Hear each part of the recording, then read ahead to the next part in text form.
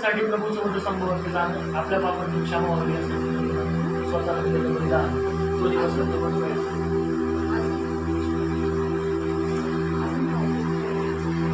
त्याच्या पित्याने लिखित केलं होतं, म्हणून ते त्याला करण्याचं प्रकार केलं. त्याची शुक्रवारच्या दिवशी गुड फ्रायडे म्हणतात.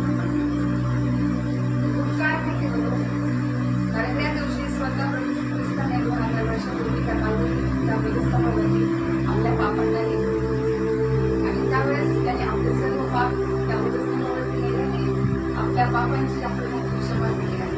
आणि म्हणून आज आपण जे जीवन जगत आहोत, आज आपण जे मंदिरात आहोत, ते त्यावेळेस परमेश्वराने केल्या कारणाने आज आपण मंदिरात आहोत. नाहीतर आपल्याला परमिशन नव्हती ते पवित्र स्थानात जाण्याची. आपण अंगणातच असतो, कारण त्यावेळेस होता अंगण, परम पवित्र स्थान आणि पवित्र स्थान असे 3 कॉलम होते आणि आपल्या सारख्यानं फक्त अंगणातच प्रवेश होता. फक्त सेवकच जाऊ शकत होते पवित्र स्थानात.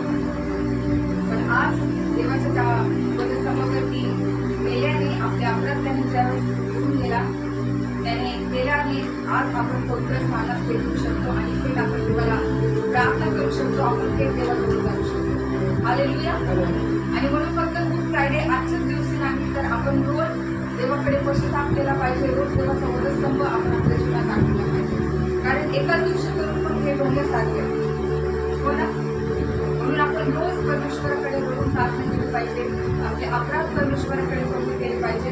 कारण या जगामध्ये आपण असं नाही की आपल्या जीवनात पापच नाही, आपण ज्यावेळेस आपलं स्वतःहून पाप कबूल करतो ते परमेश्वर क्षमा करतो आणि आजही त्याचं पवित्र रक्त आपल्यासाठी सिद्ध आहे, आपल्या पापाची क्षमा करण्यासाठी. हालेलुया. आणि म्हणून आपण पाहूया योहानाचा 19 अध्याय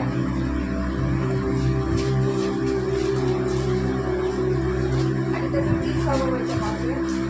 जब यीशु ने वह सिक्का लिया तो कहा पूरा हुआ और फिर झुकाकर प्राण त्याग दिया.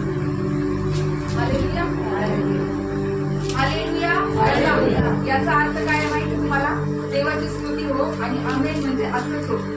म्हणून हालेलुया ज्यावेळेस पास्टर म्हणतात, जे कोणी म्हणतात त्यांना रिस्पॉन्स द्या, कारण आपण देवाला धन्यवाद देतो. हालेलुया म्हणजे देवाची स्तुती. हालेलुया.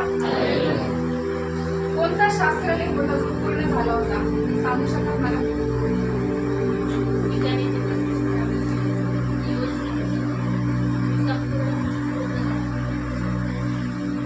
काय योजना होती? बायकिंग बाय सोडून सगळे झाले. काय योजना होती ते जे तुमच्या आणि माझ्यासाठी होती?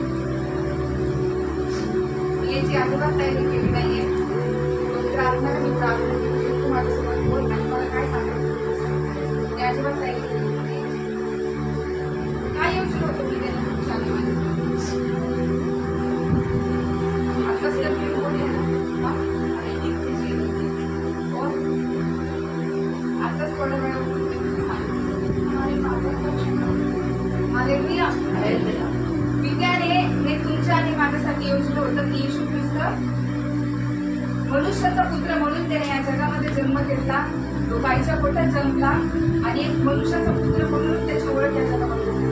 तो या जगात आला, तरी चिन्ह चमत्कार केले, लोकांसाठी प्रार्थना केली. तो लोकांच्या खूप जवळ असून सुद्धा लोकांनी त्याला ओळखले नाही. तो मरियाच्या गर्भाशयात येण्याआधीच पित्याने योजना बनवली होती की स्वतः येशू ख्रिस्त या जगात आल्यानंतर त्याला काय सहन करावं लागतं. पण येशूला हे माहित नव्हतं ना, पण तरी सुद्धा येशू ख्रिस्ताने सुद्धा या सगळ्या गोष्टी तुमच्या आणि मानव पापासाठी जो पित्याने शास्त्रलेख दिला होता की येशू ख्रिस्त या जगात आल्यानंतर सर्व जगातल्या लोकांचं पाप